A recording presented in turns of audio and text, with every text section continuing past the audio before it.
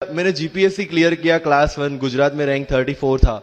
UPSC clear किया rank 570 IPS becoming the youngest IPS of Gujarat at such a early age and then people come to you and बोलते हैं आप बहुत नसीबदार है, यू आर वेरी लकी।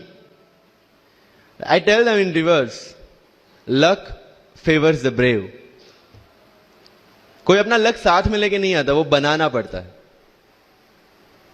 अगर आपके पास रिस्क लेने का एटीट्यूड है, मैं गुजराती हूं and we know the business, and business का एक ही फंडा है, higher the risk higher the profit. So अगर 8:30 को आपका एक्सीडेंट होता है और 9 o'clock आप मेंस की एग्जाम देने जा सकते हैं, इंटरव्यू से पहले 1 महीने तक आप हॉस्पिटलाइज्ड है और उससे 1 वीक पहले आप दिल्ली जाके उसकी प्रिपरेशन कर सकते हैं, तो luck has to come with you. उसको आना पड़ेगा और आपको आईपीएस बनाना पड़ेगा। लोग बोलते हैं कि एक्सीडेंट के बाद आप जाके आए एंड ऑल, तो द सिंपल था कि मैं एग्जाम के लिए निकला, मेंस मेरा था, सुबह GS3 का पेपर था। 8:30 को मेरा स्कूटी स्लिप हो गया, मेरा लिगामेंट इंजरी हो गया, लेफ्ट हैंड में इंजरी था, सीट से ब्लीडिंग हो रहा था। लेकिन मेरे पास 2 ऑप्शन थे। मैं खड़ा हुआ, मैंने देखा okay, my right hand is safe, and I decided I'll go to the exam hall and write the exam. मेरे पास 2 ही ऑप्शन थे, या तो मैं वहां से उठ के रोने लगूं, यार मेरे साथ ही ऐसा क्यों हुआ, मेरा एक्सीडेंट हो गया, मेरा मेंस खराब हो गया, और हॉस्पिटल जाओ।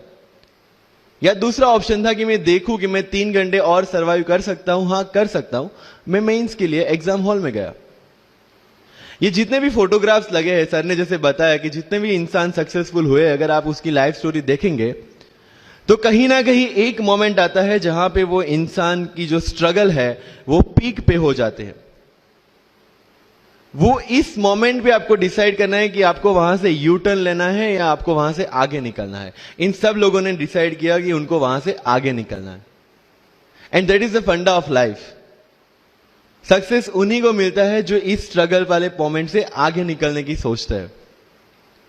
जब भी आपको लगे कि आपके सिर पे बहुत मुसीबत है, जब भी आपको लगे कि आप हर तरह से गिर चुके हैं, जब भी आपको लगे कि आपके पास कोई ऑप्शन नहीं है, तब एक चीज आप अपने दिमाग में लाइएगा कि यही मोमेंट है जहां से आपकी तकदीर बदलने वाली है। क्योंकि डायमंड जो होता है वो जितना ज्यादा घिसता है उतनी ज्यादा उसकी वैल्यू होती है। सोना जो होता है वो जितना ज्यादा तपता है उतनी उसकी वैल्यू होती है। अगर आप जिंदगी में तप रहे हैं, अगर आप जिंदगी में घिस रहे हैं, अगर आपको लग रहा है कि आप हर तरह से मुसीबतों में गिरे हुए हैं, तभी आपकी जो वैल्यू है वो बढ़ने वाली है।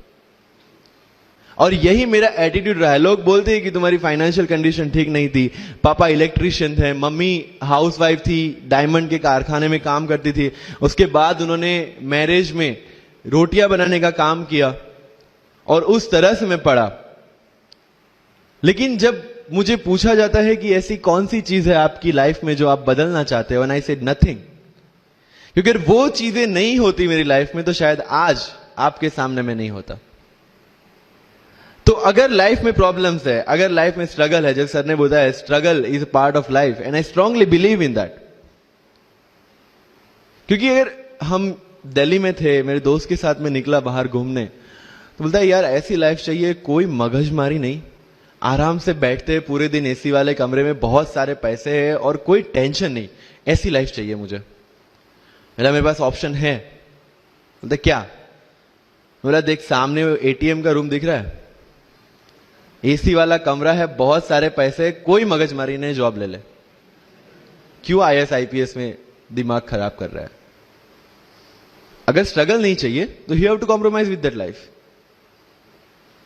जब भारत वर्ष का सपना चंद्रगुप्त ने देखा, चाणक्य ने देखा, और उस भारत वर्ष को बनाने के लिए जब ये संघर्ष जारी था, और तब राजा धनानंद की डॉटर दुर्धरा से चंद्रगुप्त को प्यार हो जाता है, और जब चाणक्य उनको बोलते कि नहीं तुम्हें उससे दूर रहना है, और तब चंद्रगुप्त बोलता है आचार्य कभी कभी सोचता हूं कि जिंदगी में या ये भारत के सम्राट बनने के लिए इतना त्याग, इतना बलिदान ना देना होता तो।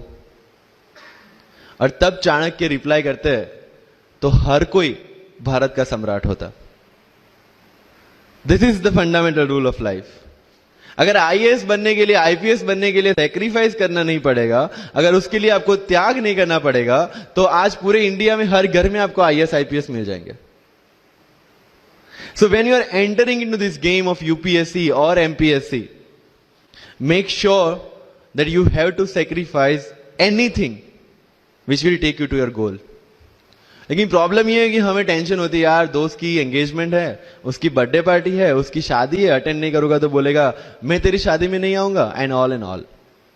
लेकिन बिलीव मी, जब आप आईएएस बन जाओगे, वो सामने से याद दिलाएगा, भाई इनविटेशन कार्ड नहीं भेजा तूने।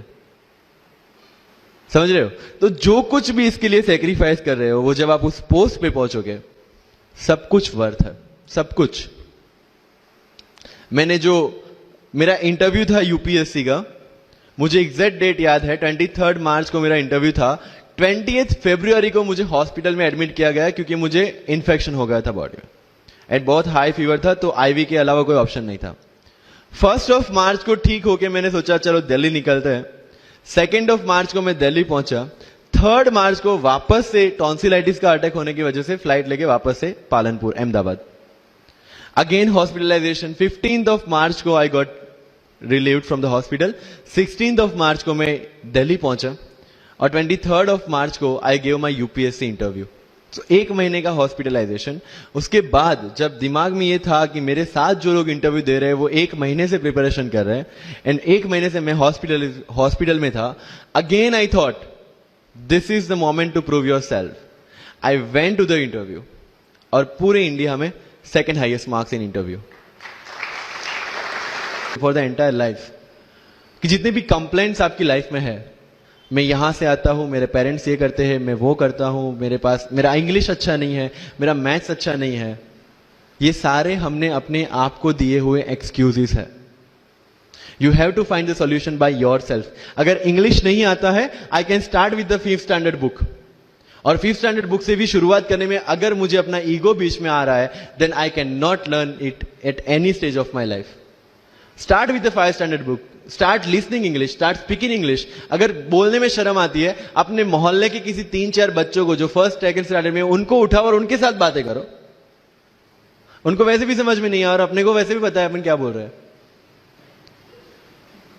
Getting my point? तो अगर वहां पे भी अगर ईगो बीच में आ रहा है, start doing like this, start speaking. मैं 11th-12th में था, मुझे पता था मेरा इंग्लिश कैसा है, फिर भी I used to speak English, क्योंकि मुझे पता है सामने वाले को तो वैसे भी समझ में नहीं आ रहा है।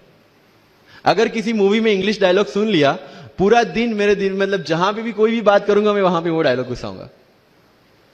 This attitude should be there.